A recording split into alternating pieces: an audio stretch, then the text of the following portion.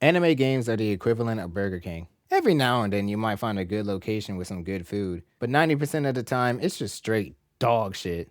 Now, there was a point in time where the quality of anime games were actually consistent, and you would see some really good games and hidden gems. Games like the original Naruto Ultimate Ninja games, the Dragon Ball Budokai and Budokai Tenkaichi games, and even arcade games such as JoJo's Bizarre Adventure Heritage for the Future were really great games that were based on existing anime and manga. Even in the 2010s, you still had some really great games come out, such as JoJo's Bizarre Adventure All Star Battle, Naruto Ultimate Ninja Storm 1 through 4, Dragon Ball Fighters. I'm starting to see a pattern here. Now, this doesn't mean those were the only anime and manga that were getting good games. Kill la Kill If and the Attack on Titan games are examples of pretty good anime games. Although, this is around the same time we start seeing some of the bullshit occur when it comes to these type of games. Most notably, the dreaded anime arena fighter. Now, mostly thanks to the success of the Naruto Storm games, the publisher for most of these arena fighters, Bandai Namco, decided to just keep lazily recycling the same shit when it comes to these games. For anyone unfamiliar, imagine how Call of Duty or NBA 2K recycle the same shit with each release, but this time it's with anime games instead. A lot of these games Bandai has published are either good, but with not much going for it, pretty mid, or just straight dog shit. Like JoJo's Bizarre Adventure Eyes of Heaven.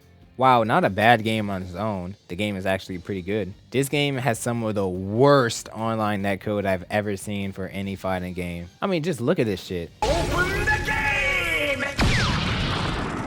Crazy Diamond!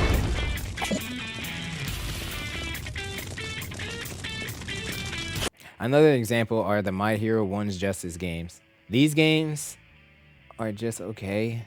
The story modes are just PowerPoint slideshows, and while the gameplay itself isn't horrible, it lacks a lot of depth, and it's just Naruto Storm but with My Hero, which can go for a lot of these games. But then we have the worst of the worst. This is where we get to the point nowadays where a lot of anime games that come out are just ass. Not only are they recycling the arena fighter genre, but the games just aren't good. Jump Force had the potential to be some heat, but Bandai fumbled that shit hard. The One Punch Man game was on some season 3 type of timing with how ass it was. Jujutsu Kaisen Curse Clash was just a lazy cash grab. Even Naruto and Dragon Ball games started fumbling. Even though Sparking Zero was a decent game, it didn't have too much content, and the post-launch support lacked any substantial content. And Storm Connections was just another lazy cash grab that both added features and removed features from older Storm games, especially with its gameplay and slideshow for story mode. Even if we do get something good like the aforementioned Kill la Kill If or both of the Demon Slayer games, neither of them have any involvement with Bandai, which speaks to their quality. But at the same time, they still suffer from a few issues of other anime fighting games, such as Kill la Kill If's lacks of content and Demon Slayer's combat being good, but still lacking depth. Hell, even some of the games that don't have Bandai's involvement haven't been safe.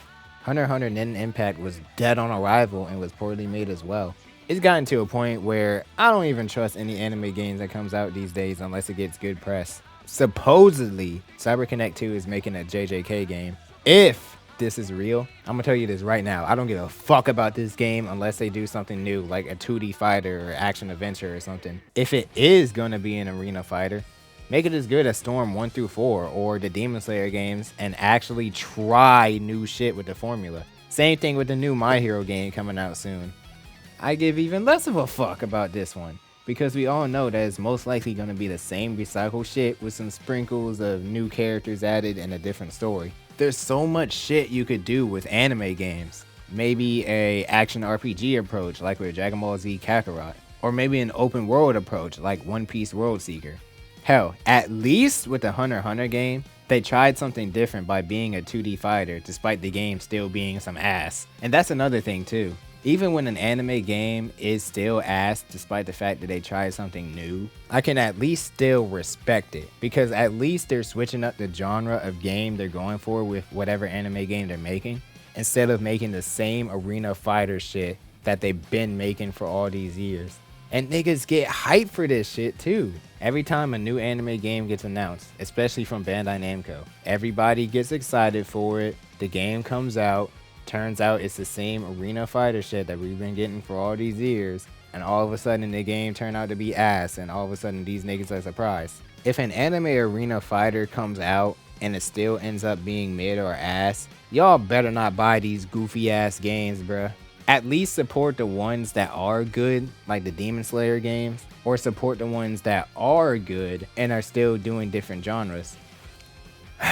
Overall, I genuinely hope anime games do get better someday, and hopefully Bandai, and by extension other companies, actually give these IPs justice and give them the games they deserve.